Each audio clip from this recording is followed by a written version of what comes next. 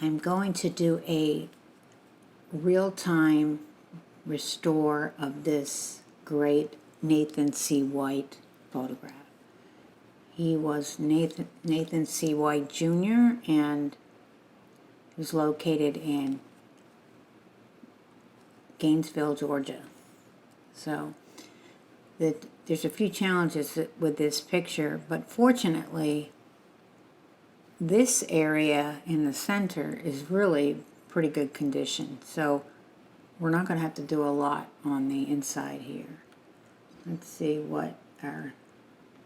So here I can see, I'm going to pick a size here. And I'm going to make it, eventually I'm going to make this 8 by 10, but I don't have the width on here, but I'll show you how I'm going to fix that.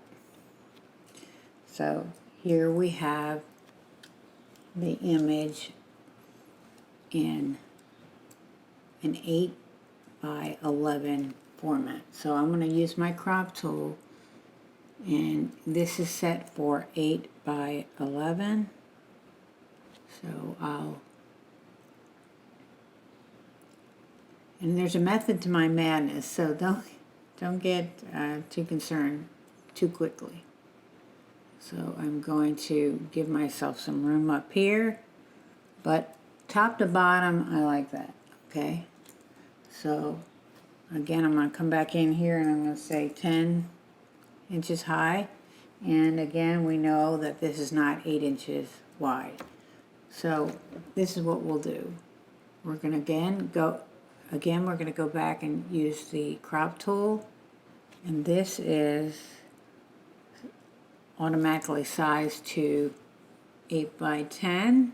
So I'm going to click this, and hopefully generative fill will help me out on this. So they're going to replicate what should be on those two, the left hand side and the right hand side, those margins. So it's generative fill. Wow, I'm pretty pleased. That's the first go. Okay, look at that. That did pretty well. Let's see, does this do better? Does that do better? No. So the first go at it with generative fill, I'm very, very pleased with. There's nothing that is wrong with what they did. Just minimal cleanup, and so I'm pleased with that. So I'm going to make a few adjustments here, not a lot, on the contrast. So that looks pretty good. I like this side to be darker, so I'm going to come in with I have a mask on here. And the reason I don't have the whole full screenshot in these demonstrations is because if I do, then what I'm working on, you're not going to see that well. So I like that, so I'm going to make a stamp visible, and what that means is it's taking, I have layers here, and it's taking all the layers and it's making a new layer with all the changes that I made. Next thing I'm going to do, because I don't want to get too ahead of myself here, is I'm going to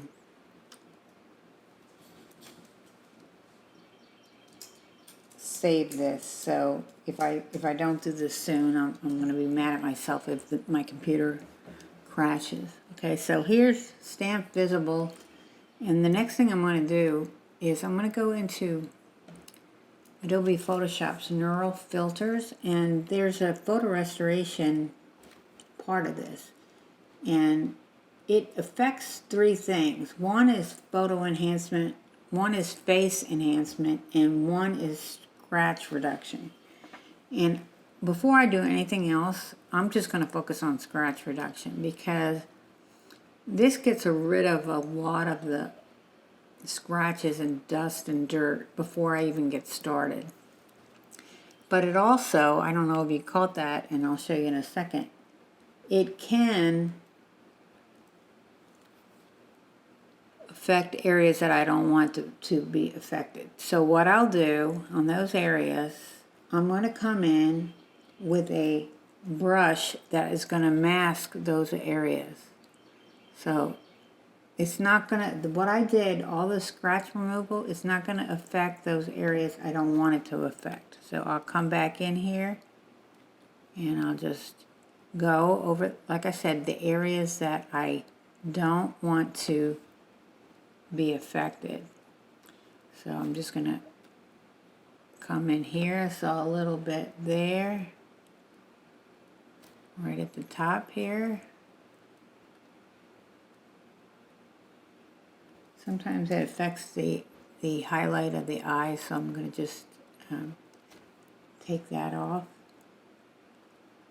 But yeah, I think we got all the bad stuff. So I'm going to go in and make another stamp visible, and here's where I'm going to use the remove tool, Adobe's remove tool. It's my favorite tool out of all of them. It does such a great job on cleaning up specks and they have a healing brush, which I don't use very much anymore because this remove tool does everything the healing brush does, but better. So I don't know. I think this is really the healing brush, but they get to name their tools, so I'll just go with what they call it. But you can see it just, these little specks, just takes care of those so quickly and seamlessly. That's what I love about it. You know, if Nathan had these tools back in the day, oh, he would have been a happy man. But we're lucky to have them. And in this demonstration, I've used two new features. One of them is generative fill, and the other is this remove tool. What's neat about this remove tool is that you make a circle around a whole area. To me, it's so effective on, I'm going to undo that because I got it in his hair. I don't want to affect his hair. It's so effective on background areas. It really does a great job of evening things out. So that's pretty good. I could zoom in here a little bit and get a little further in to see what else I have to fix. This negative's in pretty good condition, quite frankly. I like to pay particular attention to the faces and the clothing. The area outside of their image, I can clean up more aggressively and quickly, but I have to go in kind of judiciously on their faces and their clothing, particularly clothing that has a pattern. You just want to be real careful to not damage anything. Like I said, I can be more aggressive on the background. I can do sweeping things that are not going to matter because it's a plain background. But when you get into the intricate details, you really want to be very careful about what you do. And sometimes this might be like a scab on his skin, I don't know, but we'll take it off anyway.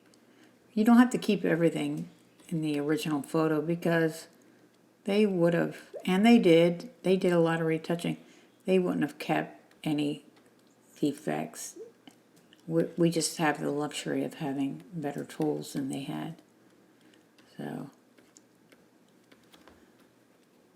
like I said, I can go and do more on the background that is not going to be time consuming as this is. It's a little bit time consuming. Okay, so I'm going to zoom out to the whole full picture. I'm going to do another stamp visible. Behind the scenes, I'm saving this again. And I'm going to go in and I'm going to use Topaz's Photo AI. There are a variety of tools that are out there to enhance photographs, particularly faces. And I've used a lot of them, but I'll say this, I think this is a very good overall tool. There's also a tool within Photoshop itself that is very good. The photo restoration has a face enhancement feature, which is really pretty good also. I like this because it has a little bit more control as far as how you correct things, but I think they're both very good. So it's up to you what you want to do. So this is what I was talking about, the face enhancement. You can see this. Look how good that is. So I like this. I like this tool a lot, but it also has, you can add other enhancements, and one of them is denoise. And some of these negatives have a little bit of grain in them, and so I like to take that off, if you will. So I'm going to export this to Photoshop, so it's just going to create another layer. So here's the after and here's the beginning. You see that's like quite a different. I do like to take this down a notch, so I'll make it, instead of 100%, I'll make it 80%. So it's not as, it's not full strength of the effect, but you can see how much that improved the image. So I'll also come in here and adjust the brightness and contrast a little bit.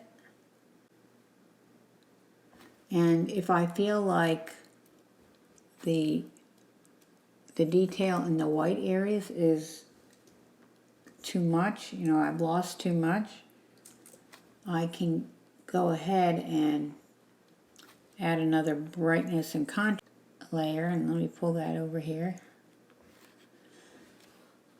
And I can take that down a notch. And then what I can do is, this is on a layer and it has a masking feature on it.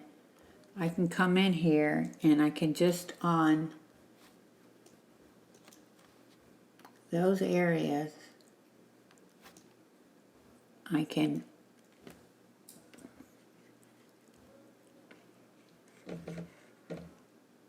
darken this up a little bit, bring back some of the detail. And if I do it too much, I can just, again, lower the opacity a little bit so that it's, you can see it's, you see it adds to the detail, but not as much as normal. I might take a little bit more off of this one just by lowering the strength of my brush and taking that off a little bit, but I think that looks good. So here's the before and here's the after. What do you think?